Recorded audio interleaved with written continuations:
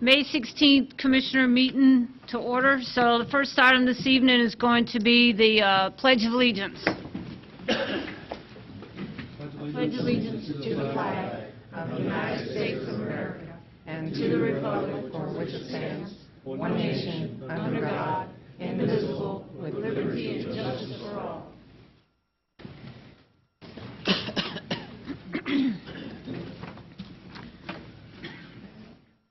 Thank you. Just like to say real quick, welcome back to our Vice Mayor, Pat Landis. Right. Glad to see you back, sir.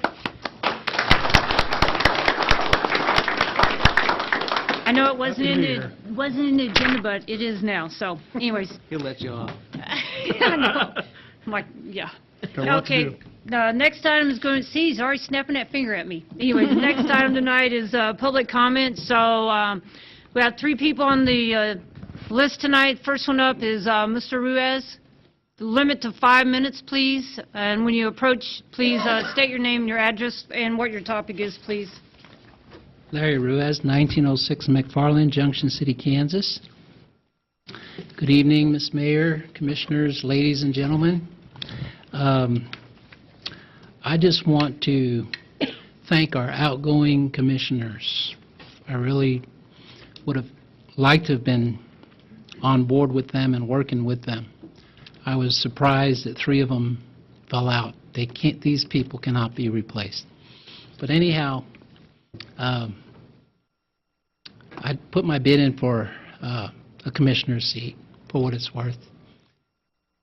They say the 3rd time's a charm. It is a sacrifice, a commitment, and you know, the accolades aren't all that great, and the attaboys and those type of things. But I just want to thank you guys, because I know that was quite a burden, and you guys put your heart and your hand in it. Commissioner Ryan, Commissioner Sands, Commissioner McAllister. Real quick, on the 1023, I just wanted to kind of clear the air a little bit. Our attorney's out of town, but he's been emailing, this is on the demolition for 1023. He's been emailing Lloyd Graham and Mr. Opat. Mr. Opat gave some advice that wasn't solid, so they're still working with that. In the interim, we've been going full speed ahead. We've got our gas lines in. We've got some of the outside fixed. We're getting ready to paint the outside. Ready to put the electric service in. But I really like to know where the building's going, because I sure don't want to put good money after bad money into 8th Street, 1023rd West 8th Street. Thank you. Thank you, sir. Thank you, Larry. Thank you, Larry. Next up for public comment tonight is Denver Kale. And please, again, address and your topic and limit to 5 minutes. Hello, my name is Denver Kell. I'm 340 West 4th Street here in Junction City, and I'm the president of the Junction City Reds Baseball Club here in town. And we are going to discuss the regional baseball tournament this summer. We have a 16-18-year-old regional tournament from July 20th to the 25th, and then we have a 13 to 15-year-old tournament from the 27th through the 30th. And there's going to be about 8 to 10 teams. Right now, 8 is guaranteed. They're hoping to bring 10 teams to our community during this time. We are looking to do a 1st Infantry celebration birthday during our opening ceremonies on July 21st at 7:30 p.m., where all active members, retired members, service members will be available to come to the tournament for free. And we was wanting to know if French Miss Mayor French Cheryl would like to speak at that opening ceremony. Where I did put in a request for an ID band to do the Star Spangled Banner for the opening ceremonies and the color guard, and for some static displays to be on display during that tournament. What I was going to ask for is if the city could help with maybe a pool party during this tournament time for some of the family members that are coming into our community. Saturday, the July 22nd, if from 7 to 9 p.m. would be available. My team would be playing during that time with another team, but we'd still have roughly between 108 to 144 players that would be hanging out around our community and looking for something for their families to do while they're enjoying their time here in Junction City. For For our second tournament, we're hoping to have a first responder opening ceremonies where we like to have the police chief, fire chief, sheriff, EMTs, maybe reach out to Fort Riley, see if they could send down some personnel for our opening ceremonies for that evening. And then once again, the first responders, active, retired, would be available to come to that tournament evening for free. There would be a charge to children and other family members, $3 for children from 6 to 12 and $5 for adults 13 and older.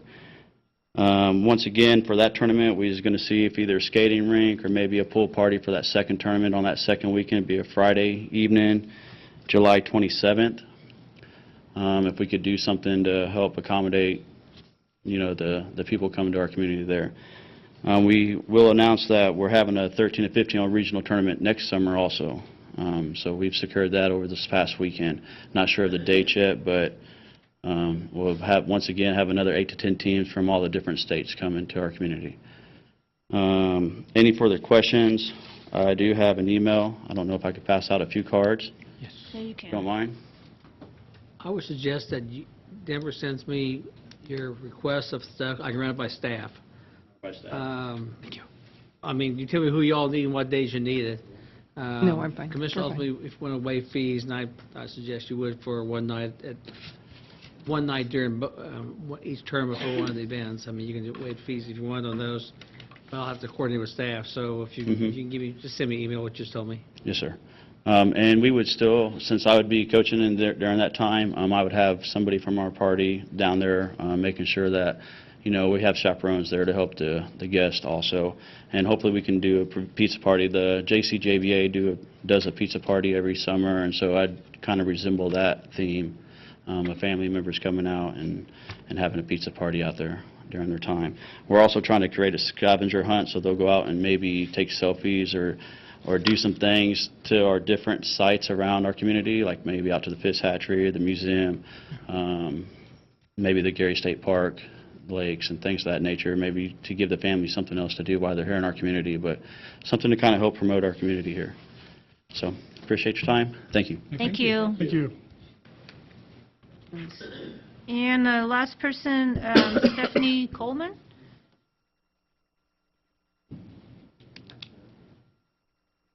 Daphne. Stephanie.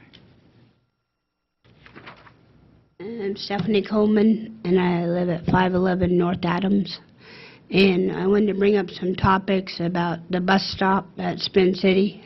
And there's no restroom, and there's no shelter, and there's no sign saying bus stop.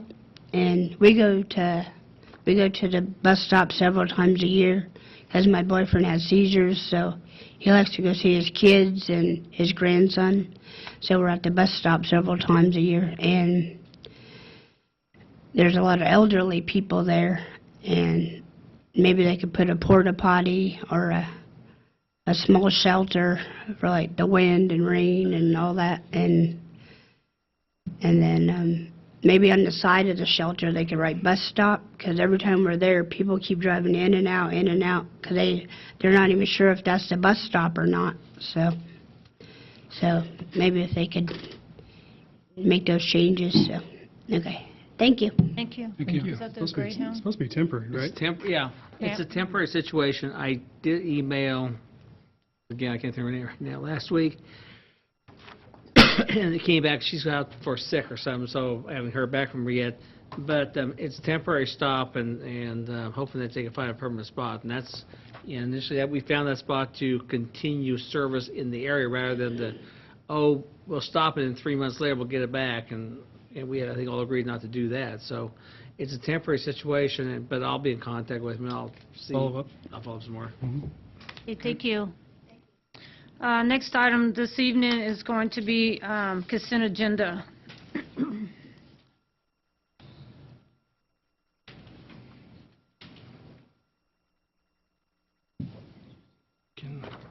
I know there's a few questions that were asked, and I think everybody was taking answered. Yes.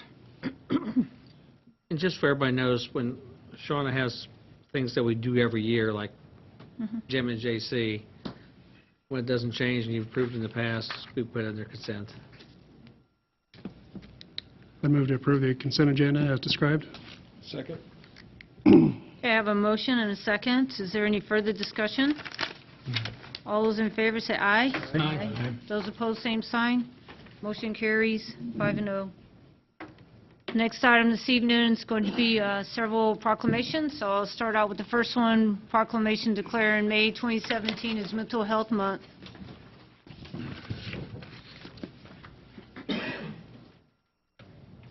As they are. This is the one I give to them, right? Well, they might have their own. Okay, so I've made one, but she might have her own. Okay.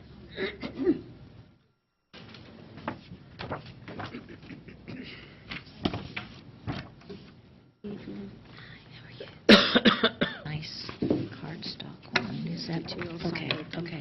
Thank you. Okay, so the first proclamation this evening is going to be the Mental Health Month 2017 proclamation. End the stigma, tell your story. Whereas mental health is essential to everyone's overall health and well-being, and whereas mental health conditions are real and prevalent in our nation, and whereas people with mental illnesses make important contributions to our families and our communities, and whereas stigma and fear of discrimination keep many who would benefit from mental health services from seeking help, and whereas prevention is an effective way to reduce the burden of mental health conditions, and whereas with early and effective treatment, those individuals with mental health conditions can recover and lead full, productive lives, and whereas each business, school, government agency, healthcare provider, organization, and citizen shares the burden of mental health problems and has a responsibility to promote mental wellness and support prevention efforts. Therefore, I, Phyllis Fitzgerald, the Mayor of Junction City, do hereby proclaim May 2017 as Mental Health Month and calls upon the citizens, government agencies, public and private institutions, businesses and schools in Junction City to recommit our community to increasing awareness and understanding of mental health, its relationship to a strong, vibrant community, the steps our citizens can take to protect their mental health, and the need for appropriate and accessible services for all people with mental health conditions.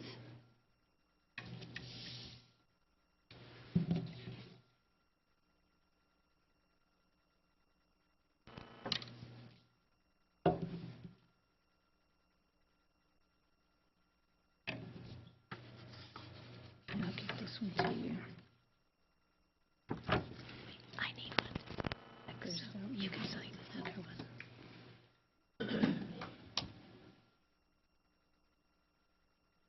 Did you want to say anything? Yeah. Okay, ma'am? Thank you. Thank you.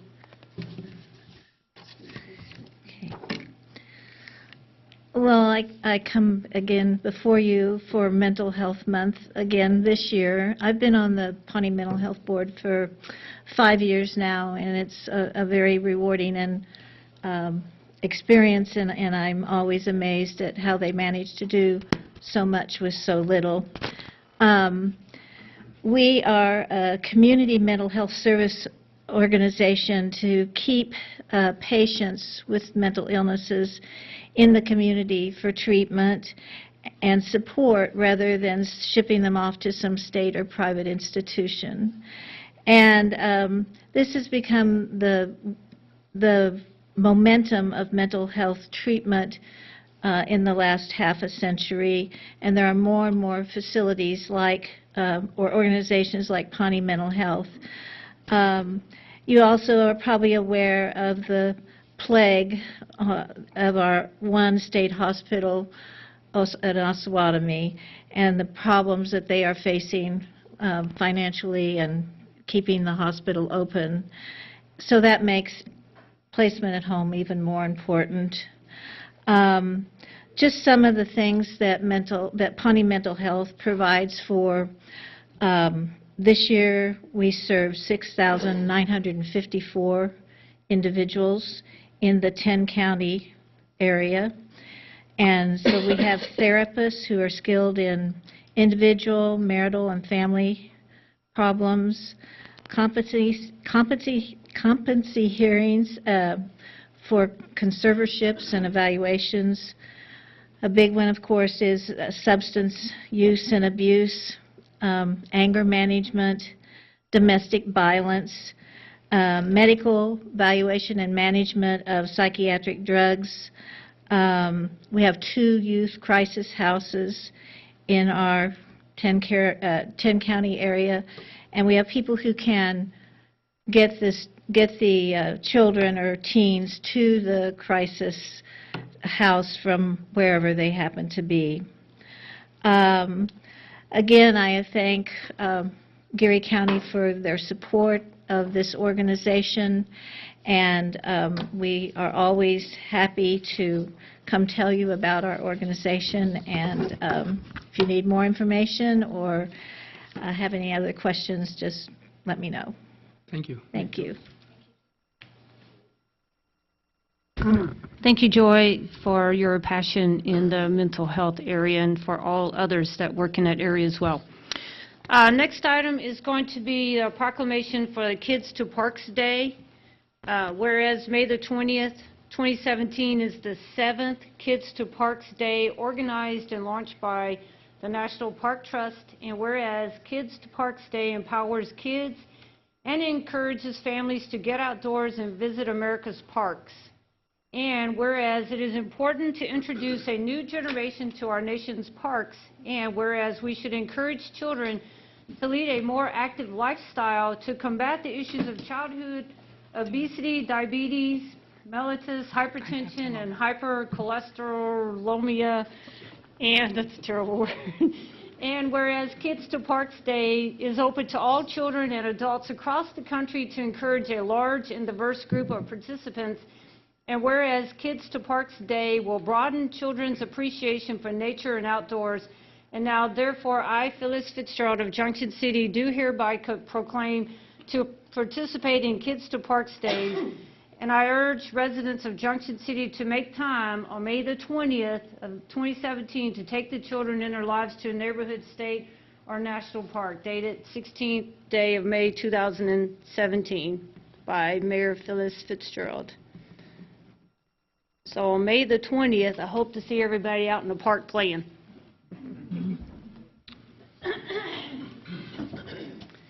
Okay, the next one is going to be for the Emergency Medical Services Week.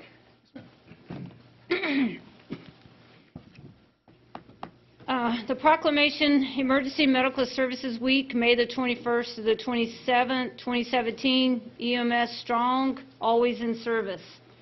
Whereas the City of Junction City Fire Department's emergency medical services are a vital public service, and whereas the members of the Junction City Fire Department are ready to provide life-sustaining care to those in need 24 hours a day, 7 days a week, and whereas over the years the quality of emergency care has dramatically improved the survival and recovery rate of those who experience sudden illness or injury. And whereas our citizens benefit daily from the dedicated efforts, knowledge, and skills of the Junction City Fire Department's emergency medical technicians, advanced emergency medical technicians, paramedics, and the professional and caring services of emergency medical responders, emergency physicians, public safety telecommunicators, emergency vehicle maintenance technicians, administrators, educators, disaster response personnel, and others who received specialized training and continuing education to enhance and maintain their life-saving skills. And whereas injury prevention, public education, and the appropriate use of the emergency medical services system will help reduce health care costs, and whereas to recognize the value and accomplishments of the emergency medical services team, we set aside a special period to observe the contributions of these men and women to our people here in the City of Junction City and Geary County, Kansas. Now, therefore, I, Phyllis Fitzgerald, Mayor of the City of Junction City, do hereby proclaim May 21st to 27th, 2017 as Emergency Medical Services Week in Junction City, and calls upon all citizens to observe this period with appropriate programs and activities. Proclaimed the 16th day of May 2017.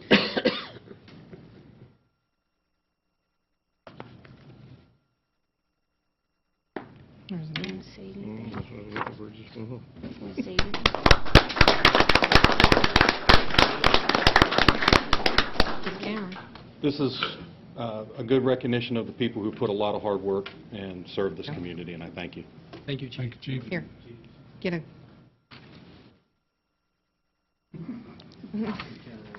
Oh, no. There you go.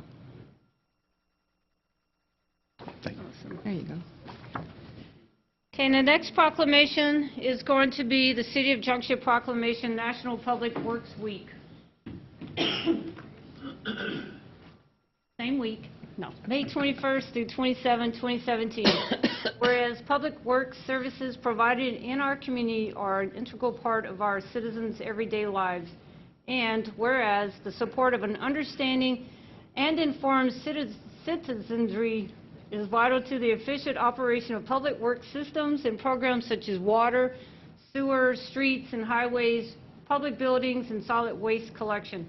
And whereas the health, safety, and comfort of this community greatly depends on these facilities and services, and whereas the quality and effectiveness of these facilities, as well as their planning, design, and construction, are vitally dependent upon the efforts and skill of public works officials, and whereas the efficiency of the qualified and dedicated personnel who staff public works departments is materially influenced by the people's attitude and understanding of the importance of the work they perform. Now, therefore, I, Phyllis Fitzgerald, Mayor of the City of Junction City, do hereby proclaim the week of May 21st to 27, 2017 as National Public Works Week in the City of Junction City, and call upon all citizens and civic organizations to acquaint themselves with the work and services in which our public works staff provides, and to recognize the contributions which our staff and officials make every day in bringing and providing safe,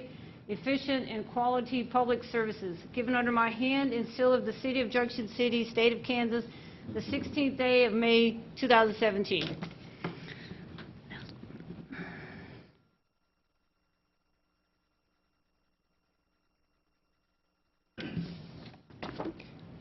Thank you.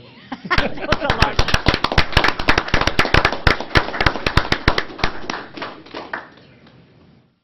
I thought Ray would want a picture. Bring him back up, he'll take it. Ray, did you want a picture? Did you get a picture of that? Okay. All right, thank you. Thank you to everybody that those proclamations are for. We appreciate everybody's efforts and services. Okay, moving right along, we're going to roll into appointments next. The appointment of Megan Doherty, I'm sure I said her last name wrong, so I apologize, to a 2-year term on the Food Council Policy Board.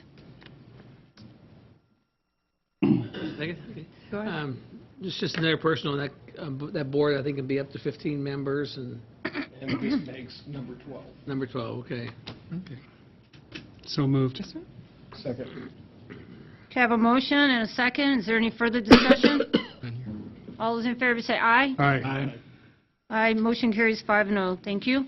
Next item this evening is going to be some unfinished business from the last meeting, and that's going to be the consideration to award the demolition of 1023 West 8th Street bid to Pearson Excavating in the amount of $3,750. Mr. Carmen. Mayor, Commissioners, I've actually made, since the last meeting, 3 phone calls to the county, talked to Steve Opat twice, and the third time they referred us to Lloyd Graham. He is going to make Lloyd Graham make the decision on this, so we have not moved any farther forward, other than I'm going to call him every day for 2 weeks, maybe twice, and make him make a decision. This has gone on for quite a while. So I will just add a little bit of information I have, which isn't very much, because unfortunately, for reasons I don't understand, the county doesn't seem to want to give me a lot of information about this, or willing to. But my understanding is that there is some litigation pending between the county and the company, Mr. Ruiz, or the company that he formed to buy the property, as to whether or not it was appropriate for him to purchase this parcel at the tax sale.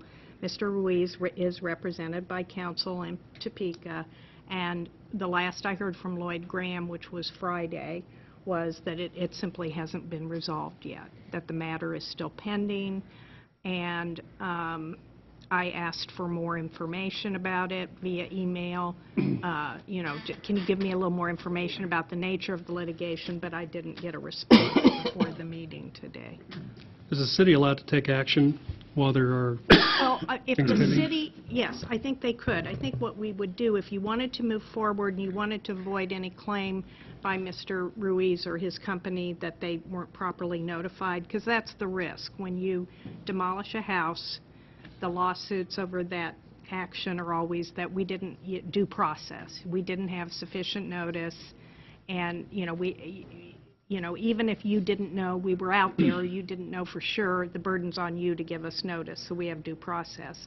So we could simply initiate the notice and give it to the company, Mr. Ruiz. I do have some information about the company that he supposedly bought it under, because there's county records on the sale. Give it to the county, give it to Mr. Ruiz. We've already given it to the prior owners. Yes. So, and just give it to everybody. And then at least the clock's running forward. And at the end of that period of time, even if the matter hasn't been resolved, we've given everybody, who has a stake As in the Mr. property. Dinkel stated too in the previous meeting, we have done everything in our, Mark, didn't the contractor tell you he'd extend his bid by 60 days? yes, My recommendation at the last city commission meeting, and I'm probably going to stand on the same recommendation this evening, is to extend the date to have the building brought up to Mark's specifications by July 15th, August 1st, pick a date, and that'll put a notice that we would have by then. Allows this bid to be out there. I mean, one of the concerns when we mentioned dropping the bid last week, correct. Mark mentioned, I totally agree, they had showed their hands as far what they want to bid, and the gentleman with the low bid is willing to extend that bid. And that's There's been, $100 difference, right?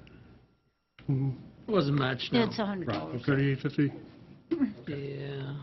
37.50. Typically, they Yeah. don't hold them for that long, but he said it's not a problem. But he said outside that, he said then you have to take into account other issues. Fuel costs and everything. Correct. I get it. Correct.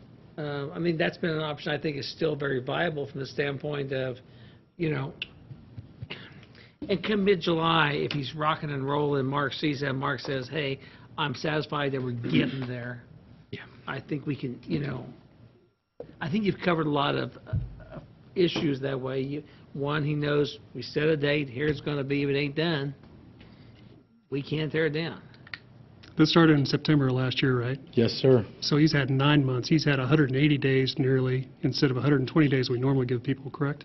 We're about Yes, sir. We're about 270. Yeah, 270. So I think it's a bad precedent to set. I think we're giving them way too much. That's my opinion. Are we going to do that for everybody?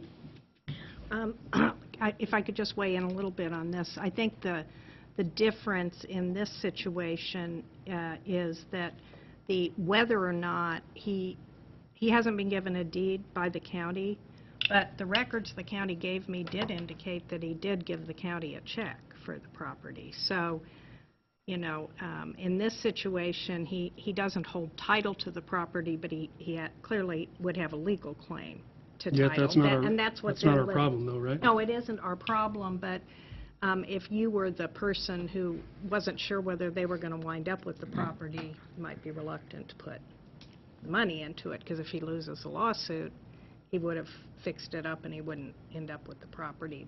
I'm just pointing that out as a different fact situation from the one we usually have here. I honestly can't believe that the county, knowing that there was an issue, has waited this long to tackle it.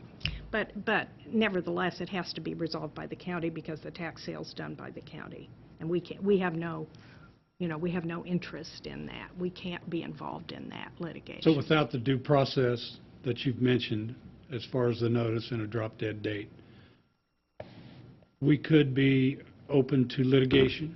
Well, we happen to know that this individual is litigious, and, they might at least file a claim. And it just behooves us in, anticipating that to make sure that we've given the maximum amount of notice to that person.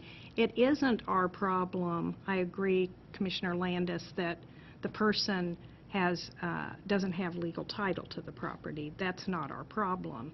But what I would advise you is just make sure that we, vis-à-vis his interest in the property, have, dotted all our i's and crossed all our t's to make sure we minimize any potential claim. And so I would just suggest that the notice that we always give, we redo that notice. We don't have to make it 120 days, because clearly Mr. Ruiz is aware of the situation. He's appeared at meetings, but we, have evidence that we've given him that notice. I'd give him at least 30 days. I know it's not a good precedent, but it's an unusual situation. And, longer if... Well, I just threw a day out, Yeah. May 5th. I mean, I think it just protects you, the city.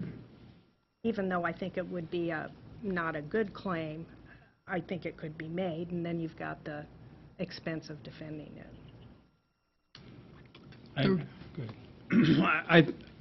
I think with all the possible litigation and all of the history on this, it's 270 days, and something should have been done by now, I understand that. But we're at a point where if we give and go through the due process and give a drop-dead date to, I think you said, satisfy the requirements of the code department? Well, no. No. I mean, I think we have those. It's just, the city attorney made a comment about giving a due notice, giving due notice, and so, pick a date. I mean, I used those 2 days I had before, but pick one sooner, it's okay. But we kind of meet one of her, at least suggestions, Right. her recommendations, and I buy that. We still keep our bid that was made in good faith by these two gentlemen, or low bid, in place. And we still have time, so, And also, I mean, I'm like the city attorney here. It's just a matter of, it may give us one more layer of, we did this, Right. I Or it takes an arrow out of his quiver that you didn't give me the proper notice. You gave the notice to the owner of record, but you know that I have an interest in the property and you didn't give me notice. right. We can take care of Takes that argument away. We can take care of that notification again, though, pretty simply. It just Oh, has- very simply, very simply. And our process is just a matter of notification with the letter, and it's put in the paper again. The I time. move to The give question a, would be the date. Yeah. That you I want. move to give due notice not to exceed 60 days, upon which time we'll have, You'd take this up again. yes, You would take. we'll take up the unfinished business again. give me a calendar day. I mean, it's just me. I Yeah, like doing that. wait. That way it's not, Pick a meeting. second meeting in July is, 17. 17th? 17 is the second, Mhm. no, the 18th. That's ample time. 18th is the second meeting. yeah. I mean, I like dates, because that way it's second and, 60 days in which meetings, so yeah. I think that indicates ample time to get all the Ts crossed and the Is dotted before we revisit it.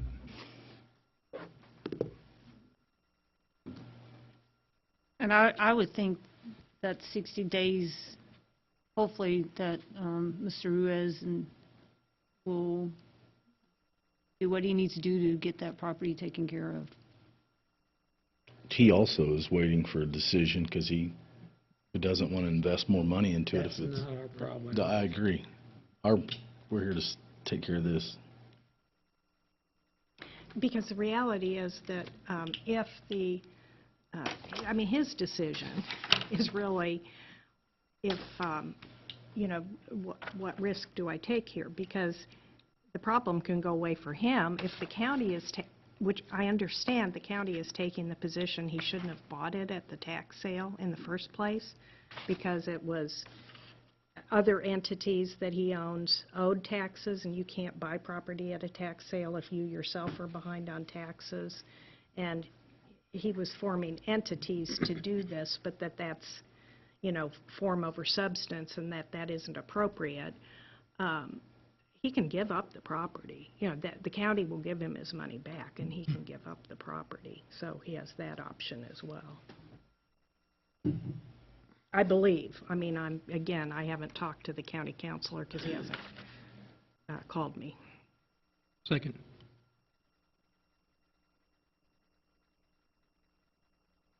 I have a motion and a second. Is there any further discussion? Yes. Go ahead. I'd like to address Mr. Ruiz Okay. at the podium, please. Mr. Mayor, Commissioners, I just wanted to clear the air a little bit. Riverfront Developer was formed for the sole purpose of the LIHTC project, the low-income housing tax credit that we had spent tremendous amount of money trying to finish the development that's been half-finished for many years. It's a legal entity. It owes zero tax. We are not piercing the corporate veil. We owe no money on Riverfront. I was told at the auction I couldn't bid, and I showed the article of incorporation where we were registered with the state. We had a separate entity. Everything was legal. And Lloyd Graham said, yeah, you're right. You can bid. End of story. Thank you. I have a question for you. Yes, sir. This is my discussion. 60 days. You can either get your money back or you're going to lose this property. I have an answer to that question, Commissioner. I've never been served, and usually you guys give 120 days. I don't need that much time, but in retrospect, everything we've done so far was in good faith, so they don't tear down the building. But I'm kind of like the politician straddling the barbed wire fence trying not to tear my britches, because it's a win-for-lose situation. I just You own want you to that understand property where we're and- coming from right now. We have a property that's not great for the area. It's an eyesore. It can either be fixed or it can be removed. It's going to come up on 10 months when we finally make this decision. We owe our community something. You owe this community something. Either get it done or back away from it and let us do what we have to do. Those are the decisions you need to make us, because it's going to come back to us, and we're going to make a decision. But you need to determine for us what we're doing right now. We're giving you 60 days, and that's a long time to go against what we normally would not do. And I just want you to understand that. We need to see some action taken one way or the other. Either sit on it or get off of it. That's the only thing that we need you to do. I don't need to hear anything else. I just want you to understand my point. Commissioners, Yes, sir. anything else? That's all we have. Thank you. Basically, we're giving you 60 days to get your court stuff moved forward and get it taken care of. Right now, Once you have, the court thing's out of my hands, Commissioner. Screw this. The building, I could fix that. I can fix that. Thank you. I don't know what's going on with the court thing. I can take care of the building. I'll have it finished. All right, thank you, sir. Thank you. No further discussion? None here. All those in favor say aye. Aye. Those opposed? Aye.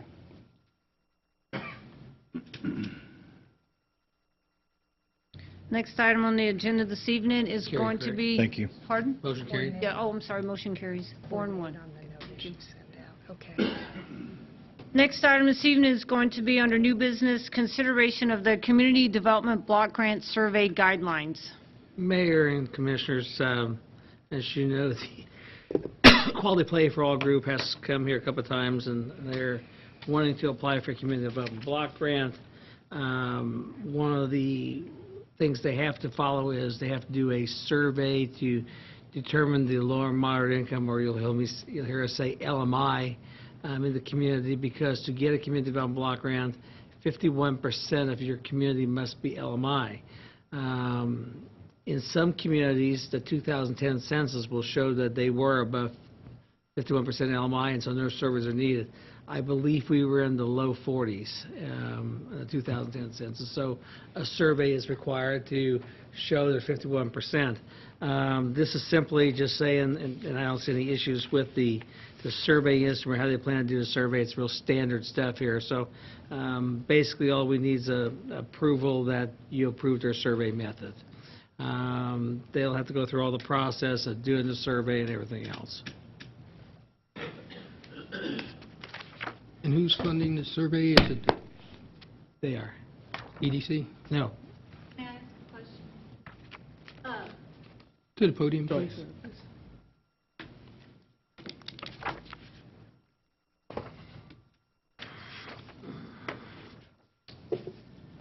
Well, to put it bluntly, we understand that we have competition for the CDBG grant, and we were coming before you tonight again to clarify our status for that grant. And we talked to you way back in October of 2016, and it was kind of our understanding then that you said that we would be approved to go ahead and apply for the grant. And since that time, we've devoted many hours. I tabulated them roughly for the Blue Cross Blue Shield grant application. They needed to have some community members.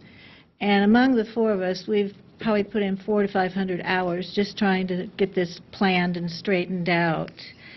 And we're just coming before you tonight to go ahead and ask you again tonight that Quality Play for All will be the city's choice for the CDBG grant. There will only be one grant allowed to apply. You can't have two grants from the same city apply. So the City Commission is going to have to make a decision. If there is indeed competition with us, then we're asking you, since we asked first, since we asked several months ago, and since it was our impression that we would be the applicant, that you just confirm that with us tonight, that is what is happening. Because we are not going to do this grant or this survey, this community survey, if we're not going to be the applicant. There's no reason to. And it's a whole lot of time and a whole lot of energy and many, many, many more volunteer hours. So I didn't realize that you were going to jump right to the grant. I wanted to get a clearance on our status. So I'm sorry if I've overspoken about something I shouldn't have brought up. I don't know. One thing about municipal government is the people speak so people will understand. So we appreciate you stepping up so that we understand and other people out there understand. So the survey is something that's a requirement that we need to have of 51% for the You community. have to show 51% of the population it's low and moderate income. is low to moderate income. Okay. The low and moderate income is not one of those numbers. I mean, God, I haven't looked at this It's, chart for a long time. moderate income is about $46,000 for a three-person, Yeah, a family of three. It's numbers that are somewhat achievable. When we say lower moderate income, we're not talking 51% being at $20,000. You know, it's a number higher than that. But that's not our survey. That is It's a the requirement. applicant's survey. It's a requirement of Right. to get the grant. Right. And my understanding is that, and I could be wrong, several months ago, 6, 7 months ago, we were in support of you reaching out for a grant. Yes. It's not this specific. I don't recall, and I could be wrong, we'd have to look, but I don't recall that we were exclusively naming the organization as our 2017 grantor. Well, you're going to come to a point that they need to know now if we're going to do this. Sure. The other one, Forward. application is one that you looked at last year for an economic, Downtown revitalization grant. Revitalization. They compete with each other for that one per year. but they have not they haven't come forward officially either yet with their grant, with their match and everything else. She's notified me. Yeah. And she's informed, and the grant writer has informed me that they fully intend to submit one. And that's there are 4 different kinds of groups that can apply for this, and we fall under the group that has to do the survey. The downtown development does not have to do a survey, so they're not under the pressure. And I imagine it's in the minutes, but I do think we made it pretty clear back in October that this was going to be our way of getting the money together for this renovation of Fifth Street Park, was using this grant that we learned about and started researching and hired a grant writer, and we've gone down the road pretty far now. So I guess I'm just asking for your support or your decision tonight, because we'll have to back up and start over if you don't let us be the applicant. And I just happen to have my notes from way back in October, and y'all did come to us asking us to approve your endeavor to move ahead with improving the parks, and y'all were going to come to us about the CDBG grant, and that y'all would come to us about every 90 days and update us. So Well, we came back in March and brought you the design for the park, or a similar design. We can't, we have to let that be bid out and stuff, but we have a vision for what we want, and we're beginning to ramp up for the survey. We have our numbers, and we'll have volunteers, and we're going to do a mail-out survey first, and we wanted to do that by the end of this month. The gentleman from Topeka who I attended his workshop on the grant, I'm going to mess up his last name. His first name is Sala Dalaraj Maja or something like that. Rami. Huh? Do Rami. Do Rami? Okay. Anyway, our grant writer has met with him on the phone. Mary Kay, one of our members back here, and Teresa and Angie are here also. We're a small committee, but we feel like we've been moving forward. But Mary Kay has talked to Sala many times. We feel like we know how to get this grant and how to get this survey done correctly, and that it could be a benefit to the city for other grants in the future if you had this LMI designation. So that's another reason to reconsider, maybe, or to be considered. Do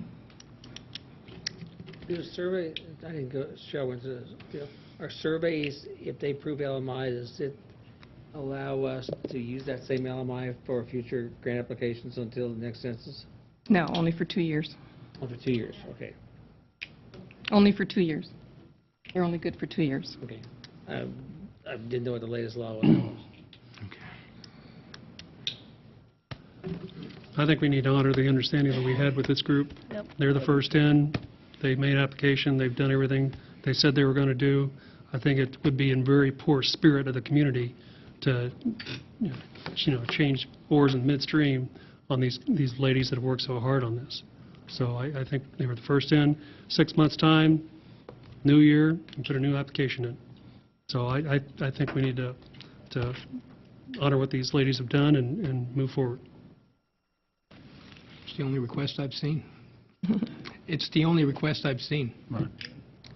So Well, that's what we thought too, but there's others out there, we it's the hear- only one we've seen.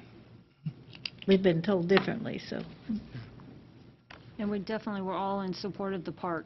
And Pat Landis is right in that, this grant is due November 1st, and who's to say if we'll get it or not? Because we may not. There's quite a few cities and that are applying for it, and there's only so much money, and there may not be any money by the time they really award the grant because of the situation in Washington. But we feel like it's a good grant for our project, and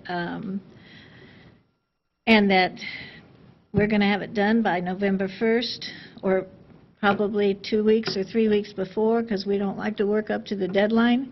And, you know, then there's another round of applications again in January. So, anyway, thank you for your time. Thank you. If you have any more questions, if I can't answer them, there's smarter people in the back of the room. The other grant that we considered last year, again, we were set for a hearing on, if this grant, I'm not trying to wish you bad luck, if they cannot meet the LMI Right. category, that other grant has no deadline date. Right. That's correct? true. Yeah, there's That's no true. deadline date on that one. So if come August and they're going like, we're 45% and we can't find a way, and I don't know, I'm not, you know. Yeah. But that is right. I've No, done surveys they before, should- The only persons that have to 3 times. approve them is the state.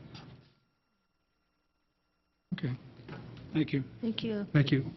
We need a motion to Approve the approve survey. their survey methods. It's unnecessary. I so move. Better. Second. We have a motion and a second. Is there any further discussion? All those in favor say aye. Aye. Those opposed, same sign. Motion carries 5-0. Thank you, ladies, for all the hard work you're doing on it, too. Next item up this evening is going to be the consideration to allow Sundown Salute to construct a brick pathway in Heritage Park as a fundraising project. Is that me? Go ahead. Okay. In order to raise the funds and make a monumental impact on Sundown Salute in our city, one of the fundraising ideas that we have is to sell bricks, similar to the ones that we have the Buffalo Soldier Monument, similar also to the Police Memorial. It's a great idea. The location is directly in front of the bandstand. We've measured it out. It's 23 feet, but we want to keep it to 20. What we want to do is sell 12 by 12 bricks. We also have the option to go with 8 by 8, and then we have the 4 by 8, which are the standard red bricks. This would help us, and we have a design. We'll actually have some of the blocks or some of the bricks available during Sundown Salute so people can look at them in an attempt, do I want one or do I not? The 12 by 12s are a granite. The 4 by 8s are red brick. The granite that we're going to get is a black granite, unless someone wants a different color, but it's got to be granite because it's so big. We have 2 logos right now that we're putting in. One is the 100th anniversary for the 1st Infantry Division. Very detailed. She says they can do it. They'll have it finished for us to take a look at on the 24th. But where we want to put these bricks in is we want to put the bricks in as a year, for instance, 2017. The other design is a Sundown Salute design. We have an estimate for the bricks. We'll be working that out tomorrow evening. But this is one way that you can leave your mark, your family image. You can put your business and make that a permanent part of Sundown Salute. But our recommendation is to put a year on it, so we show that this year you supported Sundown Salute, and the area has so much room to grow. It's about 20 foot, and we measured out by, I think it was 4, we went out maybe 4 or 6 feet. But that is so many bricks. If we sell all of that, we have so much more room that we can move towards the bandstand. We could put thousands of bricks in there, and that's one other area that's also where people dance at sometimes. We have the gymnasts that come in, the brats, they use that area for gymnastics. It doesn't impact water. It does not impact electricity. So that's what we want to do. I think it's a great project. It's a great way to raise money, to raise funds. And again, that 100th year brick with the 1st Infantry Division celebration, she said they shouldn't have a problem getting that done, and we'll have some of those on display during Sundown Salute. That's the project that we want to move forward with.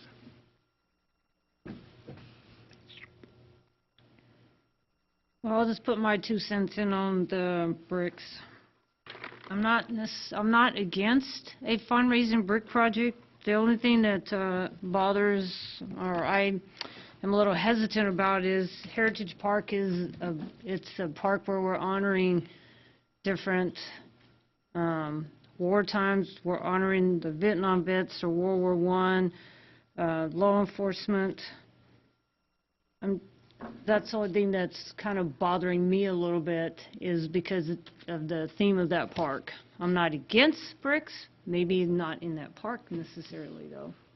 Maybe there's another place in our community that it would fit better. I'm concerned about losing more green space in the park. I mean, the area that you're talking about, Commissioner Sands, is already used by vendors when we have Sundown Salute and Jammin' and JC, and it's going to take away space for that. I think maybe, I see the idea of the brick thing, and maybe you could replace sidewalk area with bricks instead on the perimeter. That might be something to think about as an alternative.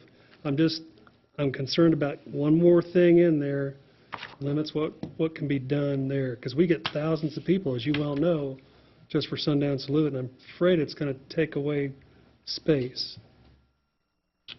I like the sidewalk idea. It's demolition and where you would, to rip up cement, pave cement, that's costly, not costly. Setting bricks properly is not easy either. Forming it up. It's easy. Depth of the brick.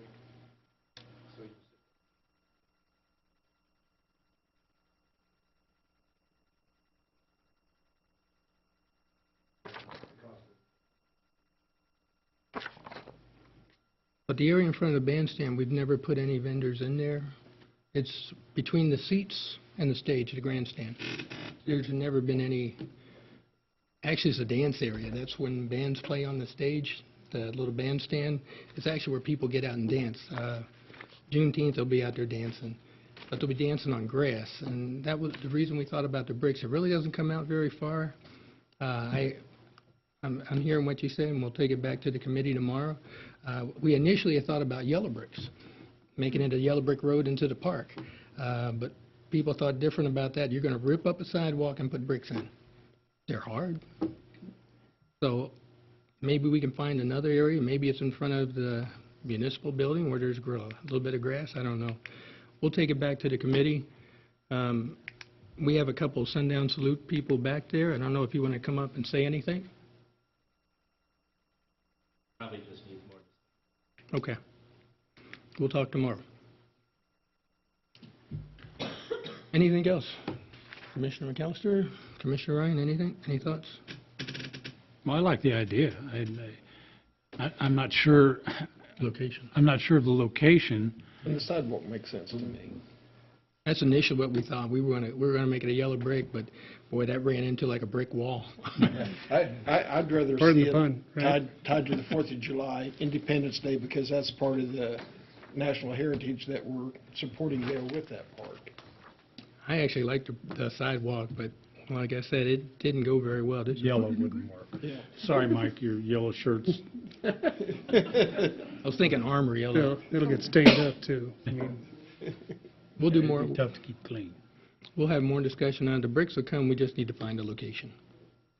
yeah, I think we're all supportive, it's just location's the issue. Yeah. And we'll come back to the commission after we've had, I think we have 2 meetings between now and the next commission meeting, and we'll see what locations we have and see which one. Work with Mr. Lazier, Mr. Ibarra. Yeah, we all 3 were out there. That's how we checked the water lines, electrical lines, and we actually walked the park pretty good. But we'll come back. Ms. Lundeen will put together a couple options. Thank you. Okay, moving right along. Next item up this evening is going to be the consideration to allow a temporary cereal malt beverage license to Sundown Salute for the 4th of July celebration held in Heritage Park. Mark left. Mark left. I'll carry this in. This is a annual, they apply for a cereal beverage license. They've submitted everything downstairs, and I think everything's in order.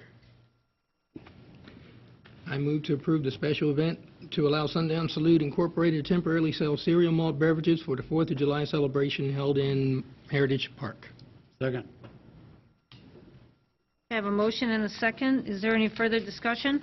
None here. All those in favor say aye. Aye. Motion carries 5-0. Next item up this evening is going to be consider the request from the Crossroads of Leadership Group to construct a shade cover project in Heritage Park.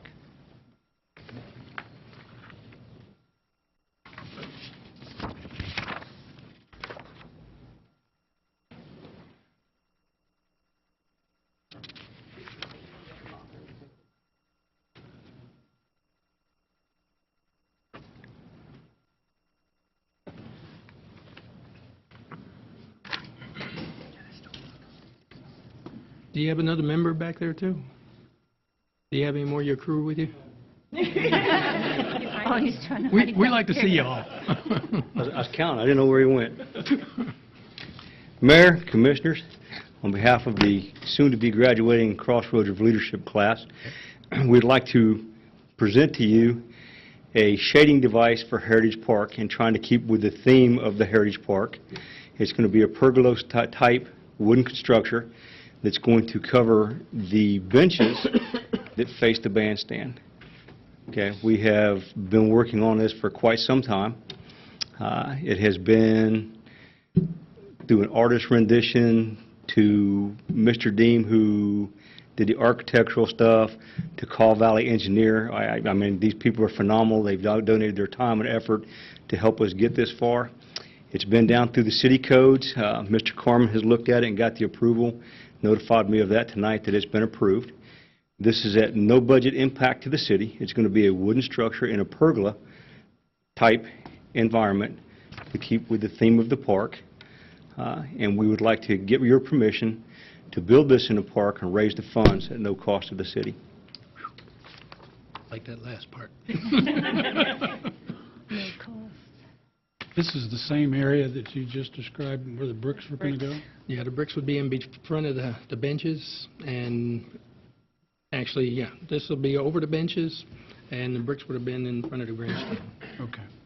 Yeah, the structure here, the front part will be mounted onto the concrete along the forward edge. The rear part will be concreted in right behind the bench line, as Call Valley Engineer designed for making it structurally sound. We've also got Mr. Lazier involved in this so that we knew that in the long run, this wouldn't be something that has to have maintenance or replacement parts on it every year. If we can get it wood sealed, it lasts for about 5 years, and that would be ideal for the city. All they have to do is go back out every few years and reseal the wood. Can I look at the measurements on that? That's pretty wide. You're going to have to Get the, It covers almost the entire width of the benches all the way across. Excuse me. that board over there. No, And I'll leave this here. I'll ask the mayor to bring it home when she's done. I'll put it in shred. That thing.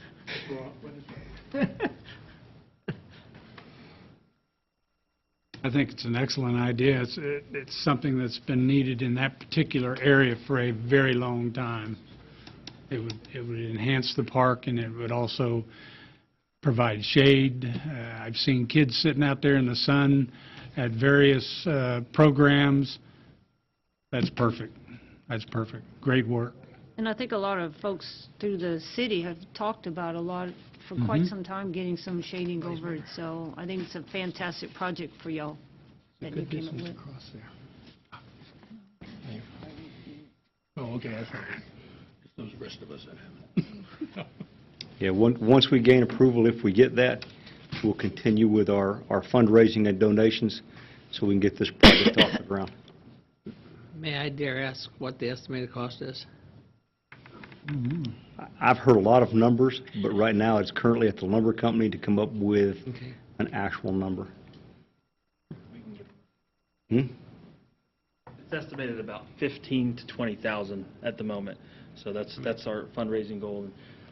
That includes putting structure up. I think, well, what did you guys say? 30,000 with that included, but we've got quite a bit of the work donated as well. So work and equipment. Are you doing a concrete base? It will be anchored along the front, Mr. Landis, and the back will be concreted in on poles. Okay.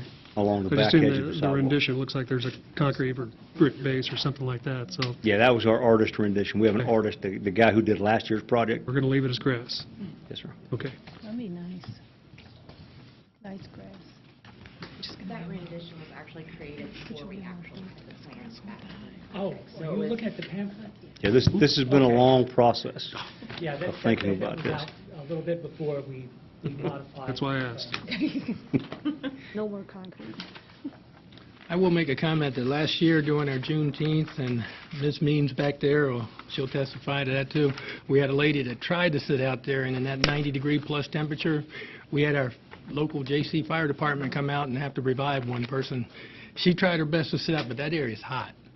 When you have something going on a bandstand, you have the park benches there to sit in, and they're too hot to sit in, and the sun is too hot for you to sit there. This is an excellent idea, and I applaud you for it 100%. Thank you very much. And you'll get a check from me. Might be a $2 check, but no. No, they want 2,000. I don't work. I move to approve the project of the Crossroads Leadership Group to construct a shade cover in Heritage Park. Second. Okay, I have a motion and a second. Is there any further discussion? All those in favor say aye. Aye. Aye. Motion carries 5-0. Thank you all. You did a fantastic job. Great Thank you, project. Mayor, Commissioners, Thank City you. staff. Hey, take that home. Just wrong. Hey, he's listening, look. It's good to be mayor. Yeah, back to work here. Get that license plate if I were you. All right, next item up this evening is going to be the review and discuss the Community Development Block Grant Revolving Loan Fund. Madam Mayor, Commissioners, as I shared with you, earlier this spring, contacted one of the loans that that has a Community Development Block Grant revolving loan for economic development, is coming due. It was a 10-year interest-only note. Mickey Dean, on behalf of the EDC, Secretary of EDC, contact, is there a way to extend like this?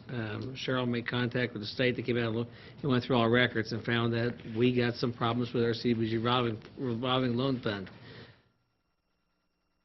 Don't want to blame anybody, but most of these trace back a number of years before even present staff, back to 2005. Again, a lot of it is record keeping, which we may have some, but they found records at the chamber, and Cheryl's going through them right now. So maybe find some of the deals there. The biggest issue is, I think there's two loans in there that are a big issue. One loan, of course, is to Homestead Affordable Housing. Back in about 2005, the city gave, through the EDC, but the city commission had to approve it, a $100,000 loan.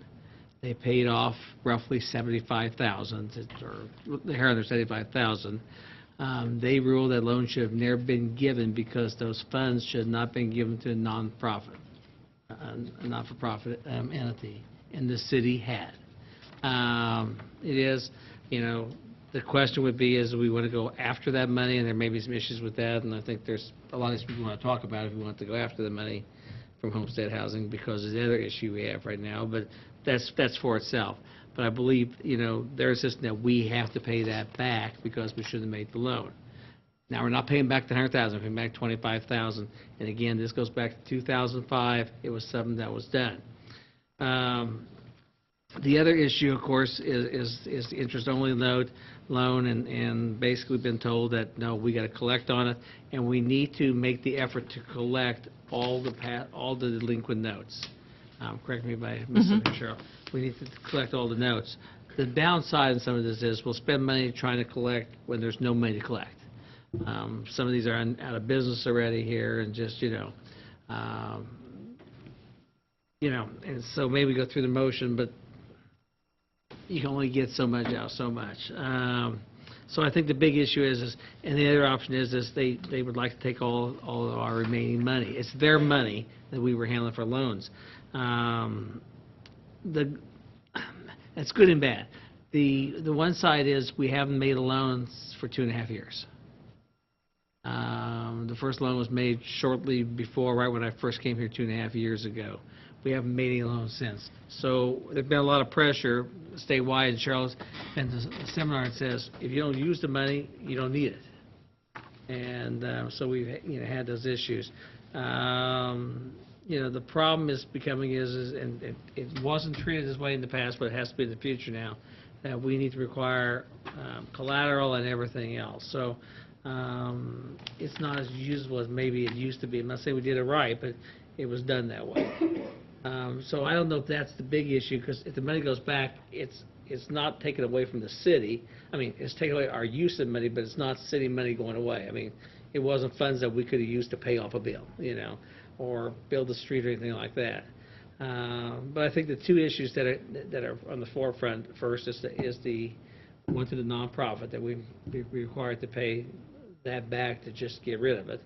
And then if we want to try to collect it, that's another issue, I think, for another day, because we have to give it legal counsel, and because all the other things we have going on with some of the players. Yes. And of course, try to collect. I mean, they want us to try to collect on the bad notes. And I think Charlotte's working on the paperwork issues and going through. Yeah, I got the files finally yesterday. She was gone last week, and we're hitting the budget season, and she's already made contact with Debbie Beck at the state. So the May 25th date is not a drop-dead date. I mean, nobody's going to go to jail and everything else. So, and again, most of these loans, as you know, are a long time ago. The interest-only loan was made for a 10-year period. We shouldn't have done it, but it was done. I mean, it was supposed to only been for 18 months, the most, not 120. It was done. It's not an issue. So really, there's no explanation. You say it was done and it shouldn't have been done, but we don't really know why it was done and it shouldn't have been done, because it happened 10 years ago. Yeah, it happened. And the point is, there's no blood, no foul on that one. The issue on that one, of course, is it's due May 31st. And the principal is. And that's an issue in itself. And I believe the person is here. Yeah, I saw him. Yeah, he's back there. Is here tonight. But the issue on that one is the 10 years is up. And, so we, according to we need to maybe try to collect it. The problem with a lot of these loans is we're second position at best, somewhere deeper, or further back. That's the problem with these. I mean, with that all said, don't forget the successes you've had with the program. Don't forget. And there's a couple here that are, once we get, if we can get all the paperwork put together, it won't be a problem. You got a couple of businesses now that are going well. I'm not going to name names here, but you can see them on here, and it's been a good thing. The other side of the coin is, and Mickey can probably allude more to it tonight, is that if this fund does go away, she has access to similar funds. Okay. So it's not like a detriment to the community. Hold on, Mickey, you can probably tell, because Mickey explained this at the EDC meeting last week. Good evening, Commissioner, City Staff, McGee Dean with the EDC. As Alan said, if the money goes back to the state, which then ultimately could go back to the feds, the thing they have to remember is this was federal money to begin with, and they never released their strings or their ties to it. So it comes from the feds to the state, and the state gives it to cities or counties. So the state is putting pressure because they get pressure from the feds, and then that puts pressure on Cheryl and the city. They're very aware of the fact that this is kind of a no harm, no foul from current leadership, elected officials, city staff, but it is something that they have to get cleaned up because they've got another entity, which is called the federal government, pushing on them. If they take the money back, which I think probably would be in our best interest at this point, we still have access to those funds. I can still talk to Debbie, look at doing a revolving loan fund for a project for whether it be a local small business or a large industry or whatever the case may be. The nice piece about that is they do all the paperwork. It doesn't fall on Cheryl's shoulders or Alan's or mine or Katie's or anybody else's, and we go through it that direction. So it doesn't take a tool away from us. It actually kind of helps us have somebody else with a staff that can handle it and take care of it for us, which I think Cheryl and I, as we sat through the audit, sat there and went, yeah, that wouldn't be all bad. So, but I think, again, as Alan had said in looking at things, it wasn't mismanaged way back. I mean, that's why we have the money that we did, because way back when, it started out in a very strong fashion. It's just gotten kind of crosswise is the issue. So if you have any questions for me, I'll be happy to answer them. Who's responsible for the administration of these funds Currently, currently? you know, I'm sort of I'm going to pull the newbie card, but I know how it was set up in my community. So here, I believe the way the chain of command is there was a committee through the EDC that acted as a loan committee. And they kind of made the suggestions. People came to them, took the applications, took it back to the city for final approval, because ultimately the funds are in your account. So the ultimate approval for a loan, even though a EDC loan committee could make the suggestion, gather information, the ultimate approval would have come from the city for the loans. Now, as far as the management of the funds through the whole process, that's, Mick, where it starts, I think, for Cheryl and I, the note keeping and the records are kind of cloudy. We're not really sure who all. Cheryl's been doing her best, from what I understand, since she came on board, to try and send out notices, collections. Katrina's tried to keep track of it since she came on board, and it gets pretty fuzzy in there where all that happened. The actual ultimate responsibility was the city's, but the city had assigned it to the EDC department to manage. When I arrived here, we were aware that the paperwork on many of the old loans was not, and I couldn't recover any of it. Yeah. If it's not there, it's not there. The second part of that was we realized that they weren't collecting anything, and so we pulled that in to the treasurer's office in the accounts receivable billing process to do the billing, and then I would send out, not every month, but every 3 or 4 months, a notice, hey, you haven't made your payment, and people would call me, and I'd talk with them, and we'd discuss it. Every one of these accounts that are delinquent, I've had a personal contact with them at some point in time, and we would attempt to collect. If they just stopped paying, like the last one on there just stopped paying, we would send them letters, but nothing was beyond that. This was brought actually back to the City Commission a year and a half ago when I reported after I came back to the city from the training and had briefly told you about it, that we were probably not in violation, and that someday they had announced at the meeting that they would audit all CDBG funds that were in all the cities in Kansas, and if they weren't being managed properly, that they would likely be taken away. And that's what I reported back to you, that the money was, that we faced the chance that the money was going to be taken away if, number one, we didn't use it, or number two, the files weren't in order. So this isn't a surprise to us. We knew that it was likely coming. It was a matter of time when they got here and when they arrived to audit them. Now, maybe the surprise was the homestead. Yeah, that's a surprise. That was probably we did not expect them, but we also knew that those two particular loans were in severe violation of the rules. We learned that at the training session that they referred to in here. The other thing that surprised EDC is they were very surprised that they were required to have collateral. It was a shock to the EDC board, because they were going, well, and the response from the EDC board at the time was, well, then those loans aren't good for anything then. We can't get collateral from these people. These are high-risk loans, and this isn't a good program for us anymore. Well, they just didn't know how to use it right. And having had the program before in a previous experience, there's a lot of paperwork and a lot of filing that needs to be done, and you really have to stay on top of it. There's certifications, there's invoice receipts, and we actually hired an independent CDC, Certified Development Firm, to manage it for us and paid them a management fee annually, because there's so much paperwork to do, because it is ultimately federal and state dollars, and there's lots of strings attached, such as Davis-Bacon wage rates, job certifications, LMI, so the way environmentals. The way we had left it was that EDC was supposed to take care of the paperwork, and we would take care of the collections. That was determined way back in 2010. Had I known and been better educated about the paperwork, I might have audited it a little stricter. But this program, the errors were done, the major errors were prior to 2010.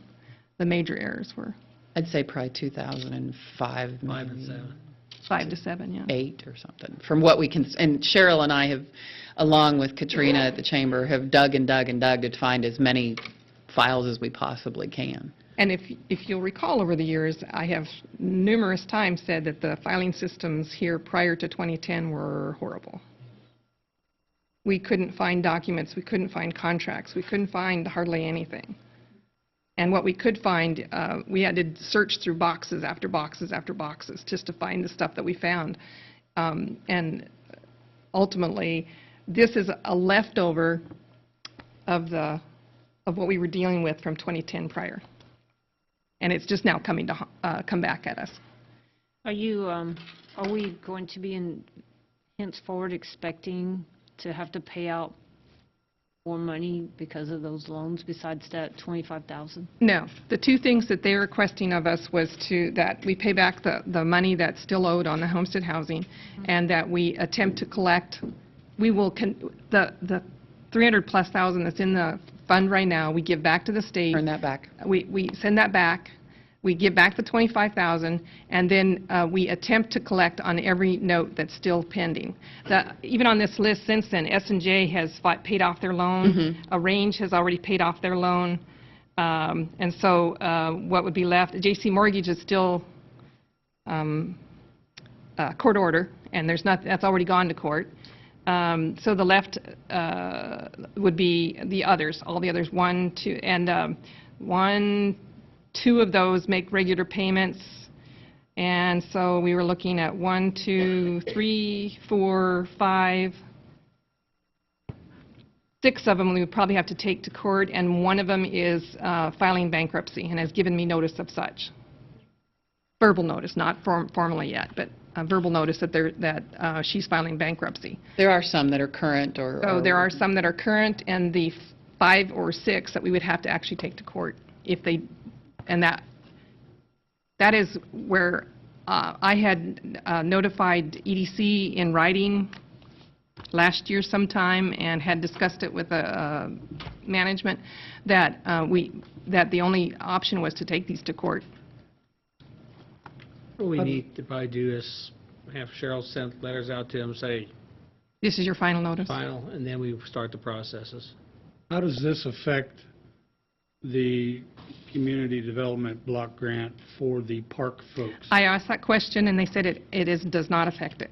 It shouldn't, affect it. They've never been connected. No, I asked that question, and the response, actually says, as far as the RFLO issues, it would have no bearing on either CDBG application at all. We have, and I would say that we have a good relationship with Debbie Beck, and she realizes that this is not a fault of Cheryl's or Alan's or leadership, and so I would concur that I don't think it would affect the people who are pulling the There's other always 2 applications pieces of CDBG. There's CDBG, Community Development Block Grant. Right. What I call the CIs, Community Improvement, which parks and streets and water lines and downtown business fall, the historic renovations. And then you always had to have the ED side, it's called Economic Development side, the RLF funds, revolving loan funds. So it's been separate programs, and there's a lot of disconnects at Commerce, actually. Now, if we don't respond to them and take care of it, then it could affect us in the future for the ED side of things, because they're going to say, well, if they don't perform now, they probably won't perform in the future. That's just kind of, but I don't see that. No. My first recommendation would be to pay back the loan that was made to the nonprofit. And then as we start moving through the process, we may need to pay the rest back, but the one that was made, in 2005 to a not-for-profit that should have been made, thank God. They paid off most of it. 3/4 is paid off, is to take care of that, because that's an obvious thing we did wrong. And then start working through the process with the other, and then we'll know more.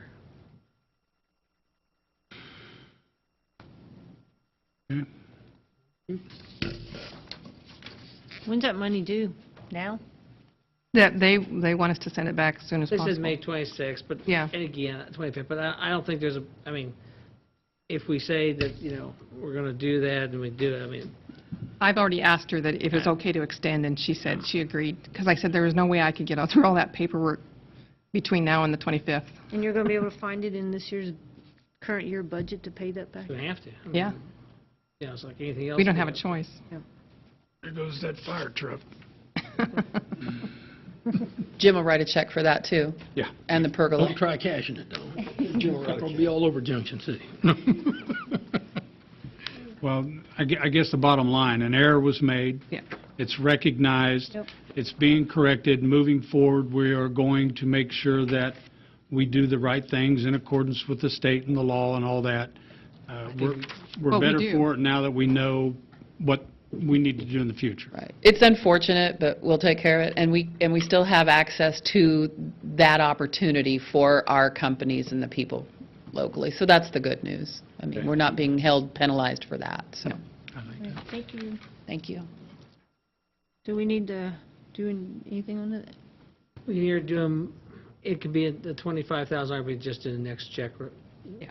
or check. You'll see this on the next Yeah. agenda for approval for the checks. Just wanted to educate everybody. Okay, thank you. Moving right along, next item this evening is going to be the consideration for the traffic signal maintenance agreement with the Kansas Department of Transportation. Mr. Ibera? You want to talk about it? All right. Traffic, I'll start out as Ray walks up here, or he can give comments. The city has always maintained a couple of KDOT lights, or traffic lights, outside the city limits. Yes. And we're adding 2 more, and Ray wanted a little more money, so we asked for it, and you can tell him about it. KDOT has us maintaining 2 of their traffic signals currently. Those are on 77 and K57 and 77 and Old 77, and we maintain that at $5,000 apiece for them. Now that we've got the new improvements on 77, they have added more traffic lights. I believe they have added 3 more traffic lights, and 2 of those belong to KDOT. And those are Rucker Road and 77 and the DDI and I-70. And they wanted us to maintain that. They wanted to upgrade the agreement with us. They asked for $5,000 apiece for each one. I've said no, not for the DDI and I-70 because there's 2 traffic boxes there. And so I asked for another $2,000 and they agreed to that, which is $7,000. So I believe is it $22,000 that we will get reimbursed for Annually. annually. Plus, there's some other, overtime issues in here and everything else that Right. we've always had. It's a win-win, and ultimately, for our citizens in our community, our people, Ray's staff, takes care of problems on a more timely basis, which is good for us, too. I move to approve the agreement with KDOT covering the responsibilities of the city and KDOT regarding traffic signal maintenance. Second. Have a motion and a second. Any further discussion? None here. All those in favor say aye. Aye. Those opposed, same sign. Motion carries 5-0. Thank you, Ray. Mayor. Thank you, Mayor Commissioners. Next item up this evening is going to be the consideration to award the bulk pothole material bid to APAC Kansas, Inc. in the amount of $39,000. Mr. Ibera? Each year, Public Works goes out for material bids, and UPM is a pothole patch material that we always get because it has proven to be a very good product for us in patching the potholes. We went out for bid on May 4th, and we got one qualified bid, and that was from APAC Shears of Salina, and their bid was $39,000 priced per ton for $39,000 for a ton of asphalt of the UPM, which was $130 per ton, and then the pickup price, if we chose to pick it up, was $120 a ton. For at $36,000, we're looking at 300 tons of material. We typically, since we've done the street maintenance projects, that amount of tonnage has decreased. So we're probably looking in the neighborhood maybe 200 ton at the most. So So, Ray, you just buy what you need? Correct. We usually get it delivered at 25 tons Increments. every time they do that for us. But if there becomes a time when we really need the material and I have to go get it, that's why we ask for that price for us for picking it up.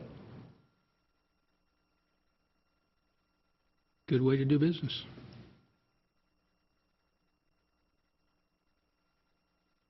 And this is the good, I'm sorry. This is the good stuff that lasts for a long time? 'Cause I know you have Yes. two types. They make 4 different type grades. They make it for winter, spring, fall, summer. And then, as you noted in the agenda, the price has gone up a little bit, and that's due to the oils they use. They use a certain type of oil.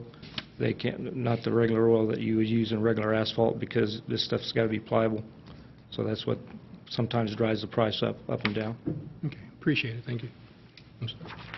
I move to approve the award of bid of purchase to the city's annual UPM pothole patch materials from Apex Shears, Salina, Kansas, in the amount not to exceed $39,000 as presented. Second. Okay, I have a motion and a second. Any further discussion? Nothing here. All those in favor say aye. Aye. Those opposed, same sign. Motion carries 5-0. Thank you, Mayor. Thank you. Commissioners. Next item up this evening is going to be the consideration to continue Cox Communications franchise fee of 5%. Madam Mayor and Commissioners, as I think I mentioned in a 5:15 or something a couple weeks ago, Cox Communication, our franchise agreement has ended. Due to a change in the state law a few years ago, they're moving all their cities to the statewide agreement. Here's what it is. We can set the franchise fee from 0 to 5%, not to exceed 5%. We've been 5% for maybe forever, at least since you had a franchise agreement. It's money that's put in the budget, goes to the general fund. Just so, since the agreement ended, I thought it'd be just proper to at least get a motion from the commission to set it at that. My recommendation is to continue at 5%. I move to levy a franchise fee of 5% to Cox Communications. Second. I have a motion and a second. Any further discussion? Nothing here. All those in favor say aye. Aye. Those opposed, same sign. Motion carries 5-0. Next item this evening is going to be the consideration of the International Association of Firefighters Local Number 3309 agreement from December 19, 2016 to December 15, 2019.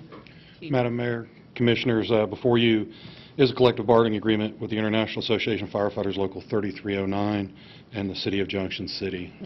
We've negotiated this out. Members of the employee board are here, and we have come to an agreement. I think it's going to work for us, and I think we're going to be able to move forward and do a lot of good things. I do want to give kudos or credit, to the whole staff. I think the process started last summer, as you know, we got to a point that we made an agreement, and we took care of the salaries in December, so financially everybody could move forward like they could. We then met when Chief Johnson got aboard. The E-Board was gracious enough to work with Chief Johnson and wait till he came here.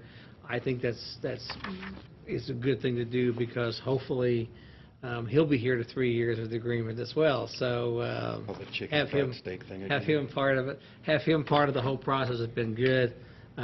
When they finally brought it to Cheryl and I to finish negotiations, most of the work was done, and I appreciate that. And we've thrown out a lot. They cleaned it up in my mind. You see the old copy with the blue line through it, or the lines through it, and the official at the end there. Just took a lot of it and I think really professionalized it and made it look good. And their ability to work with the chief and chief vice versa was a win-win. I'd recommend to approve it. I just have one question. The position of the engineer, what's that job description? It's right now we call them lieutenants. Okay. But that's disrespectful to them. An engineer is the person that is responsible for all the operations of the fire apparatus, pumping the apparatus, the equipment on the apparatus, and he assists the captain in training. It kind of goes back to the tradition of the fire service when the steam engines first came into the fire service. Okay.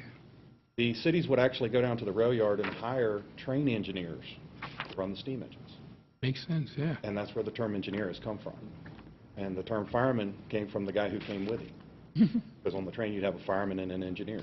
That's where our terminology comes from in our history. So it does them justice to actually be part of their own tradition. Okay. And their job description fits that. So they're an EMT and the, Driver operator, yes, sir. okay. Is that what your position is too? Sure. No. I'll be The an engineer. EMT we're all EMTs. Okay. Or EMTs, AMTs, or paramedics. Okay. Yeah, we have different job titles, but we're asked to perform those duties at any point in time. So just because you have a secondary title doesn't mean you're not going to perform as an EMT. Okay. So where it says if we didn't have an EMTP, there's a Oh, lot yeah, of we are. backup in there then? Yes, sir. You'll never, if you call 911, you will get at least an EMT. More than likely, you'll get more than one, Okay. an AMT or a paramedic. That's good. The way we're established run, we will have advanced life care thing Right. with 2 pieces of equipment and 6 people to take care of you. Thank you very much. Appreciate that. REMS is, Mr. Lance can attest this, REMS is the service that this community wants, needs, and deserves. Second to none. Absolutely. Where are we at here? I'd move to approve the agreement as described. Second. I have a motion and a second. Is there any further discussion? No. All those in favor say aye. Aye. Those opposed, same sign. Motion carries 5-0. Thank you. Thank you. Thank you, ladies and Thank you, Chief. Next item this evening is to take a look at our calendars and set some budget work sessions. Before you is the calendar that, and staff went through and Xed out days that was not available. So the manager and I are meeting, Ellen are meeting with staff currently this week and part of next to finalize, and I'll get those numbers out and then send you a budget book and the manager's recommendation. So, we could have it available to you by the 30th and 31st if you so desired to meet then. Then the week of the 12th is completely open, 19th and the most of the week of the 26th. The week of the 12th, I have meetings every day that week, sometime during the day. What time of day are you planning on having? These be evenings, evenings, yeah. 6 to 9. It's whatever you set, but 6 to 9 is what we had been having. And I think we can knock it out 3, maybe 4. Done 3 the last 2 years. Yeah. We're only going to raise, no, we're not. I was gonna say, we're only supposed to raise by 25 mils. Don't get too shit. No, I think staff Looking for understands. another job. Oh, right, that's what I was thinking. Staff understands, management understands the wants and needs of the commission. The 2 years I've been here and before that, we've brought the budgets that were responsible, and that's not going to quit. I'm cleared for every date that you have there. I am too, the week of 12 through 16 June. My calendar's open. I wonder why. Got rehab in there somewhere. Yeah, during the day. Yeah. And, 6 nights, but if we can go 7. I like the 6 nights just because we're done. Are you having dinner for us? Are you bringing dinner? Having jazz. That's part of the budget process, Mayor. That would take money. I'd have to raise. You don't eat until you get it done. Buddy. I like that. You can't eat until we're done. Yeah. Oh, no. Or use the facility. I do know it's tough to do 3 days in a row. So usually it's 1 or 2 days and then take a break and then another day. But 3 Yeah. days in a row is really No tough. Fridays. Your focus is better if you break it up. Yeah. And if we have to run, if we did 2 the week of the 12th and drop 1 the week of the 27th, or Yeah, that'd be fine. 26th, I think we'd have plenty of time. Yeah. That's kind of what we did last year. I think we ought to do one the 23rd of this month and one the 30th and 31st and be done with it. Let's don't get, You're really let's don't pushing. get crazy. I'll cut back to 20 Always a mil, comedian. yeah. So do you want to do a Monday, Tuesday, or Tuesday, Wednesday? Wednesday, Thursday? I'd vote either Tuesday, Wednesday, or Wednesday, Thursday. Commissioner Ryan, you said you're not available on the 12th? During the day. During the day. I'll be there that night. Okay. Tuesday, Wednesday, I think, That way get we Monday get- over with and then get into it Tuesday. Tuesday, Wednesday, and then on the last week, Seventh, maybe? you want to do the Are you 27th, done by then, with your other job? We can go 29th. 28th or 29th? 28th would be better. 28th, okay. I'd at least get a night's worth of sleep before I got So, here. No, I think the 27th. what do we say, 13, 14, Good, though. We gotta get that booked up. 28? Yeah, it's It works fine. for me. I'm not, I know. if it works for everybody else, that's, It's really good for me, because I've got an Browns? audit that I've got to finish too. 13, You sent us some 14? calendar invites, yeah, that's No, good. the week prior. Cheryl will send calendar invites for the 13th, 14th, and 28th, or Jim will. Yeah, we'll do notices for the 13th, No, why 14th, not? 28th. Now, I won't be 8, here on the 28th. You won't be here on the 28th? that's fine. Leadership game. Okay. that's probably the night you're presenting? It can be. Well, the only thing is Jim's not here, we don't air. So the Yeah, week, you won't be able to broadcast. What about Mike? Yeah. Then I have to pay Mike. Well, you're not getting paid, so... That's Are you why here, I'm are you here the on 20, salary. are you here the 21st? 29th, Jim? No, 28, 29, 30. Okay. So you're here the that's when we 27th? don't broadcast one night. Mick just gets done with his commitment, so. 27th. Let's work on, let's do 13th, 14th, what did we say, 13th, 14th, 28. and kind of do 28th, and if we have to wait that one, I think we're in good shape. I mean, budget hearing is probably going to be August 15th. It's kind of traditional, the second meeting in August, and meet all the legal requirements that way, and Mm-hmm. it gives some time in early July if we need to tweak something. Hopefully, we're supposed to have our evaluation by the 15th of June.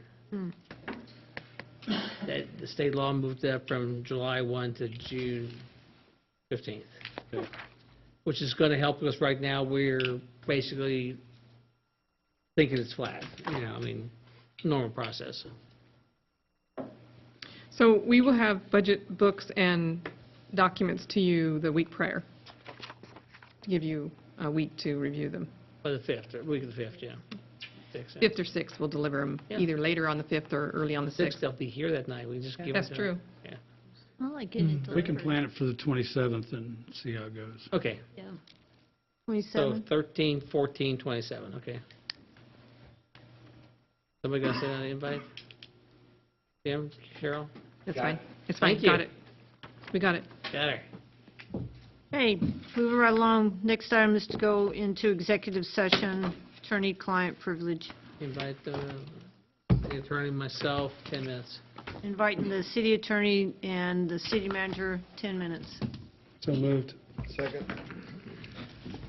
10 minutes? 10 minutes. I already knew I had to have discussion. So we'll come back into session now. No decisions were made. And no actions were No taken. action, no decisions were made and no actions were taken. Next time I'm going to roll into is commissioner comments and committee reports. I'm going to start the evening off with Vice Mayor Pat Landis. You haven't been here, so you get to start first tonight. Okay. I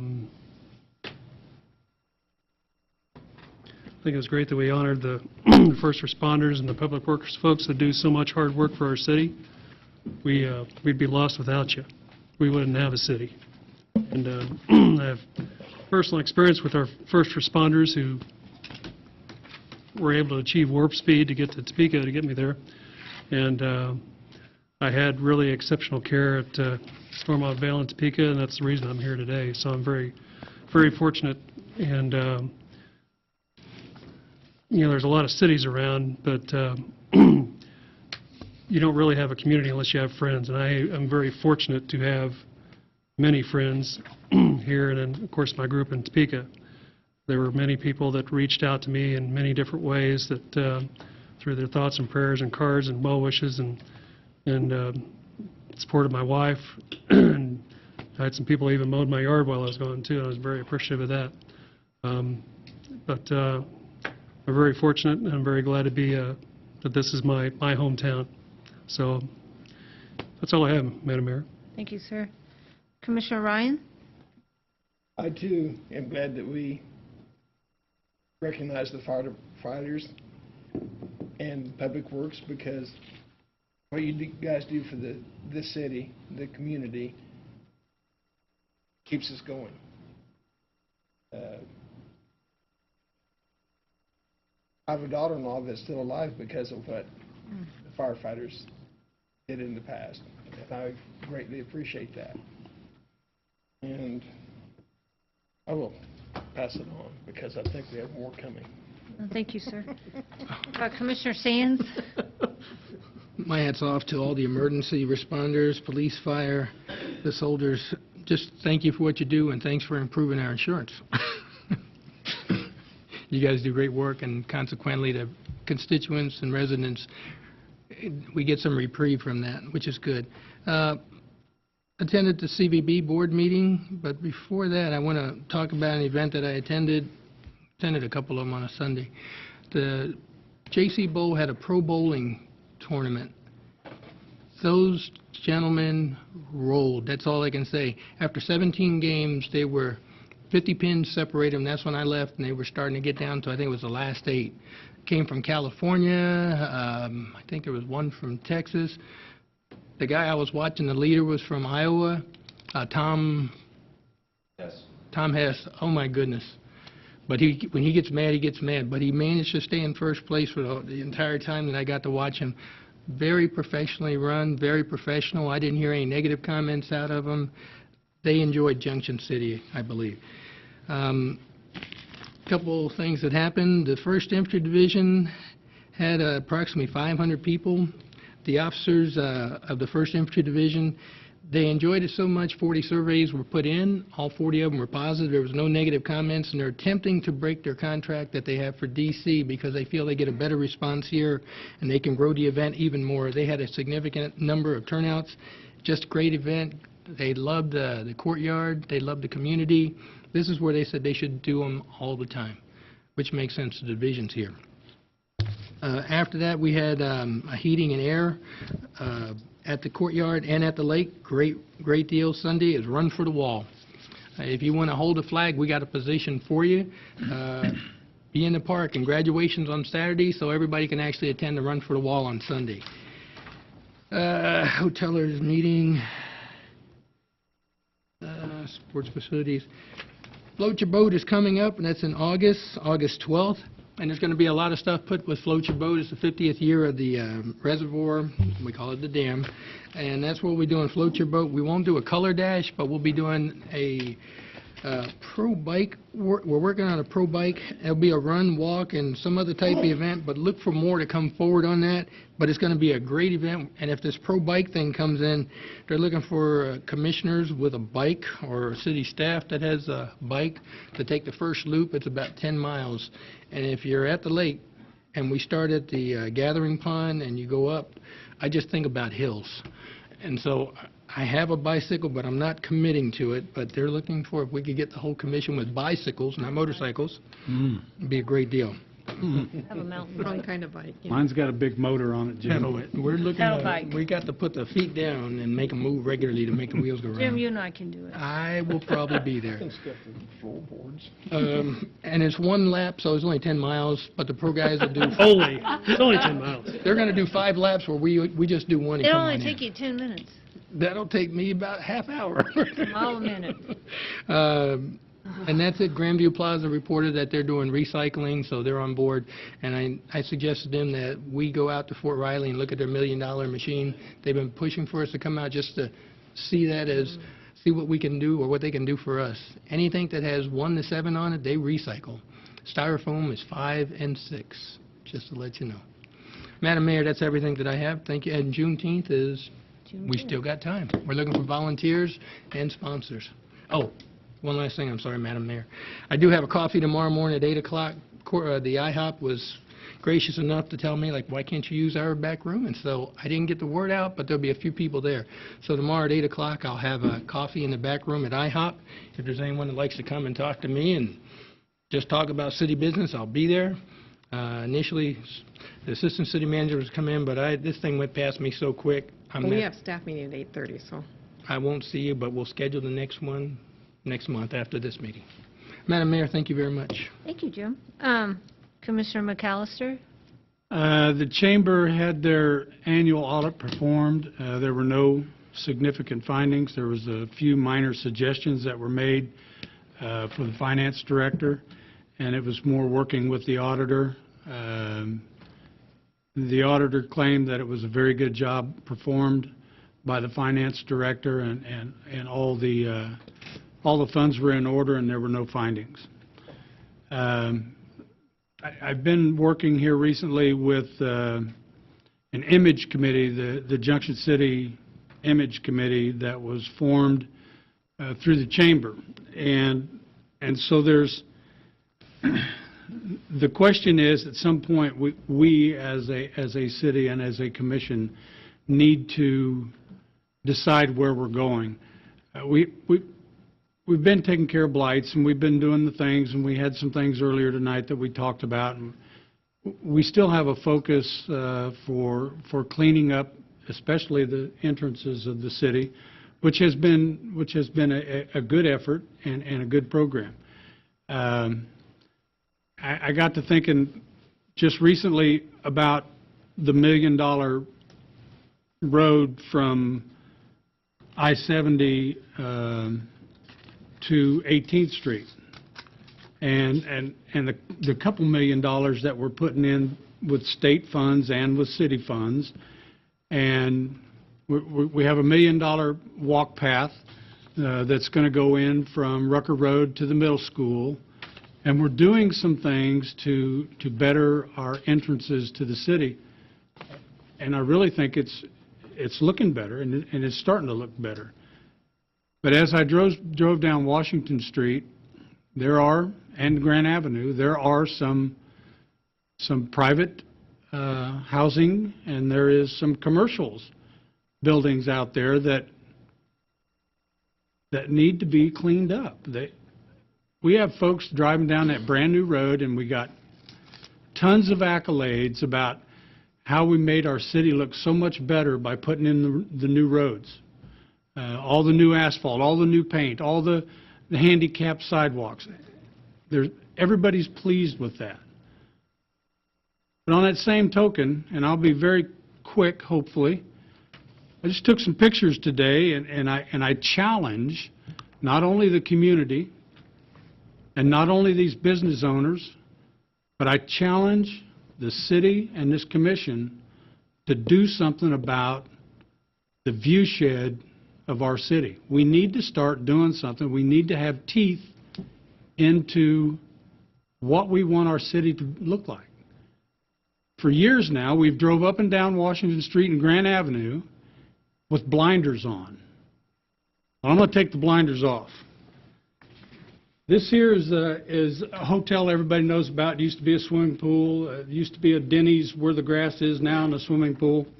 Kind of hard to see, but a lot of that roof is missing. Need to be repaired.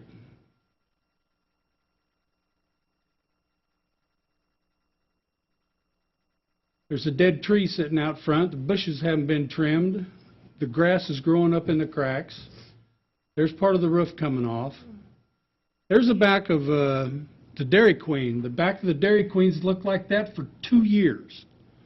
We got to do something. Here's right on our main drag. We got these motorhomes with some kind of makeshift curbing or whatever it is. It looks terrible. When you drive up and down Washington, when you come into this town, that's what you see. Just like that. Right off that brand new road. Got a front yard full of stuff. 20 feet off the sidewalk. Now this, I assume, is yard art. It's on Washington Street, and that may be somebody's pride and joy. I thought it was a distraction. Same place. Here's a house on Washington Street. Unacceptable appearance. This one here, the roof's fallen in on the back side. Didn't get a very good picture of it. This is one of our businesses that went out of business And this is what it looks like when you're going down Washington Street. This is a car lot with this debris sitting in the back and the grass growing up along this sidewalk, right on Washington Street.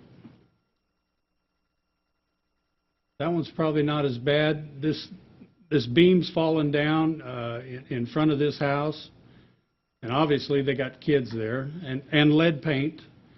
I don't know how long the car wash out on Grant Avenue has been empty, vacant. Something needs to be done. It needs to be tore down, something. Here's some businesses that have signage missing. I assume that they're empty. Nobody's taking care of it. Here's a sign that says space for rent. That's terrible. You come off Fort Riley and that's the first thing you see. I just think we need to do something as a community. More signage missing. Same place. This is what you see on Grand Avenue as you drive off Post or on Post. These two trailers sitting out here next to the road on Grand Avenue, unacceptable appearance. This is the Patriot Place, bricks falling off, debris scattered around. I took this picture because the air conditioners on either side, they're going to be without air conditioning real soon. And I know that's a property owner thing, but it just caught my mind. This is by the trailer court out there. Don't know how long that's been in that condition, but by the appearance, it's been that way a long time. No trees being trimmed.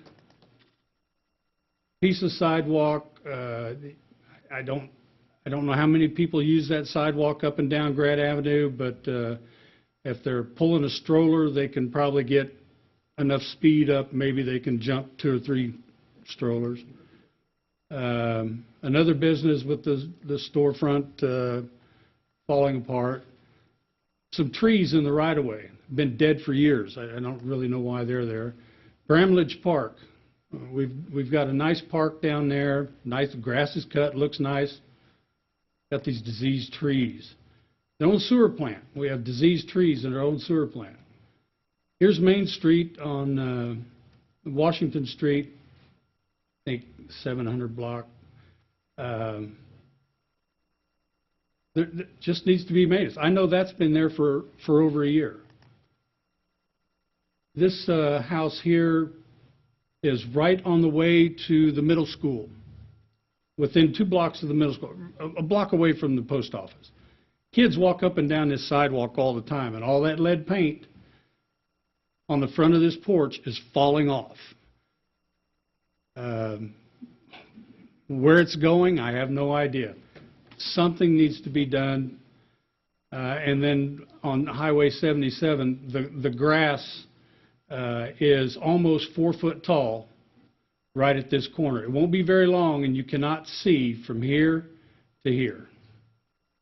I don't know whose responsibility it is. I believe it's KDOT's probably. They're still working in that area. Oh, and KDOT has said that they don't want anybody out there mowing unless they have permits from them. Understand. Issue I got to deal with. I've been meaning to get hold of Dale on this. I understand. But this is that, brand new stretch of highway. We got Walmart out there. We got people running up and down. And the first thing they see is stuff like that. It's the image. It's the image of Junction City. I personally don't want that. I love this town. I love the people in it, and I love what we do for our citizens. We got to get some citizens' attention to be able to move on, and let's clean the city, and let's do some things that make us proud. And I just took a bunch of pictures today because I got to thinking, I don't look off to the side. As a rule, I look straight down the road. But as I was driving around today, I thought, wow, I didn't know it looked that bad, especially with all our new roads. That's all I have, Madam Mayor. Thank you. Thank you, Commissioner McAllister. First impressions are lasting. Those 40 or so pictures are a lasting impression of what part of our city looks like. And I'm not trying to tag on to what you're talking about, but I've worked on helping to, a lot of us have, spent a lot of time on our image of our city. The place like the old Dairy Queen, what can you do about it? As an example, it just popped up in my head. I'll be brief. We did the veteran signs recently. That was a pretty successful event. Yeah, we only put up 4 signs, but we care about the veterans that live here, and a lot of them came out, and they were very appreciative of those veteran parking signs. Great job. I would just like to also say congratulations to the class of 2017 that's graduating on Saturday. And I know a lot of other college students are graduating as well, so good job to all those young folks there. Sit on the library board, so the last meeting we had was last week, and what we're starting to do, or what they're starting to do, is with that feasibility study, is starting to do the surveys for that feasibility study on seeing if they're going to be able to acquire the funds and whatnot to expand the library and everything. Also, they're also working with, they had Fort Riley folks come and actually get a good tour of the library and learn all the things that our library has to offer to the community, whether it's our community or Fort Riley's community, and they're actually going to be working on some programs for the summertime, working together on that.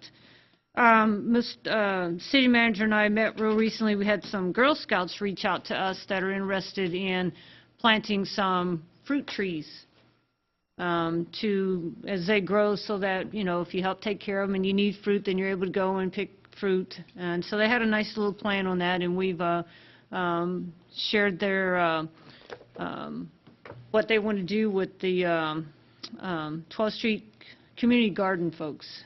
So there's a garden club, and they're going to be getting with them to talk about that a little bit further, and I believe they've also going to be talking with Mr. Lazier as well. So it's a nice project. The girls are middle school, I believe, and are working on their silver project. So as they graduate up higher in school, then they have a gold project. So they did approach us about it, and it's a good project, and they really knew their stuff. So we appreciated that. This Thursday is the MAC breakfast. Colonel Krylik, the Aviation Brigade Commander, is a guest speaker this week. So we also have upcoming Memorial Days. It's next week, Next right? week? Oh, a week So ahead? it's the 4th Oops. week. Okay, not this week, but next week. Thank you. Sorry about that. Next Thursday. Memorial Day's coming up. Also, June the 3rd is Arts in the Park. And June the 5th is I think it's the opening ceremonies for the brigade. June 3rd, June 3rd. 7 p.m., Raytheon Stadium. Okay. Be there. Thank you on that. The other thing, one of the things that I worked on recently in the community, so myself along with some teenagers from the high school and middle school, and one of my combat veteran friends at the 12th Street Community Center, the director needed that kitchen painted, so we spent an afternoon and took care of painting that kitchen, at least getting one coat of paint on there, and I know they were going to put another one on there. So if you're really ever looking for any type of community projects to do in our community, there are a lot of them. Sometimes you may have to reach. Sometimes people will reach to you. But as everyone up here has said, we have a fantastic community that we live in, and I know every one of us take a lot of pride in our community and are trying to do all that we can for our community. So that's all that I have this evening. City Manager? Thank you, Madam Mayor. Unfortunately, I'll have to miss Run for the Wall Sunday because my baby's graduating college. Ooh, okay. I want to make sure she gets through and move her on into hopefully the earning world, and so I'll be out of town. She graduates from Bethany College, and I figured out last week I attended her music. She actually was a handbell choir at Bethany College. I've been attending for 31 years music concerts of my kids, and Wow. that part's over. Now it's grandkids, but anyhow, good stuff. Chamber After Hours is this Thursday night. I knew it was something. Knew it was Thursday night, and it's at the complex over here in Chestnut, Next Home, and that group over in there. I've sent out a joint meeting for next Monday. I've received no responses, other than Just fine. very little, so I really don't see anything, the county gave me nothing for agenda, so unless you have something, let me know, but nobody had anything really blooming out there. So we got some early preliminary stuff in our medical insurance renewal, which is August. The Blue Cross piece of our insurance, and it's going to be flat as far as no increase or relatively. Some were like negative or a minus 0.1 or decrease of 0.1 or plus 0.1. So basically flat. So that's good news. Was go into budget, and we'll work through that as we move into the next month a little more. New HR director starts on the 30th. The Tuesday email I after- got was the 30th, but... Yeah, 30th. Tuesday after Memorial Day. Whatever that is. It'd be the 30th. The 30th. I'm talking about the brigade, even though it took a little longer, the restroom project, in my mind, just driving by and I haven't been on the inside, really fit. I mean, just by a matter of working through the process, it's probably in the right place, and it looks like it fits there. So good job to Ed and working that project through there. I think that's real important to it. So that's all I have on my list, I believe. Thank you. Ms. Logan? I don't have anything. Ms. Beatty? Just our attention is the budget, and I've got to start, wrap up the audit. Ms. Settles? Chief Reese? Chief Johnson? I have the privilege of participating in an exercise tomorrow with Fort Riley, Kansas. I'll be an observer controller for a tornado drill that they're doing. It's a live drill that's going to run for 48 hours. My part of it is 8 hours tomorrow from first thing in the morning till the evening. It's testing all of the emergency services functions of Fort Riley. So if you hear a lot of whistles and a lot of other things going on, helicopters and things like that, they are doing a live drill. And they have done a superior job taking the old housing and turning it into a disaster zone. It looks real. Great. It will challenge them. It will challenge them. So, but I do have the privilege of doing that. So. Great job, Chief. Great. Thank you. Mr. Ibera? Traffic signal at 6th and Franklin is not fully operational, so we should be getting, once KDOT accepts it, then we'll get the bill for the electricity to run the traffic lights, so. Okay. Okay. Where do we stand with Golden Belt? We are in the process of working with CenturyLink, getting a letter. They said that they don't necessarily want us to lower that line. We could probably cover it and protect it. So once we get that letter from CenturyLink, then we'll send it to KDOT for their approval for a 304 permit. And then once we do that, we can continue working on that and get that knocked out. Timeline? The last discussion with them. About a week ago, we had a discussion, and they said they'd get us something. So hopefully we get something in the next couple of weeks. But when will Bear come in? They will come in after we get that storm drain line through there. Because we talked about them going ahead and milling, but they weren't necessarily receptive to the idea of just having that milled and just sitting there before they put the overlay on it. We're ready to come in now. Yeah. Yep. Thank you. Okay. Mr. Lazier? Mr. Peterson? Mr. Gurman? Nothing, Madam Mayor, thank you. I think I got everybody. Oh. Did you understand? Oh. Leon, Mr. Osborne. Glad I didn't. Okay. I think I covered everybody. Motion to adjourn? Okay, Second. adjourn. Thank you. We are done. Have a good evening. See you Sunday. I'll be there.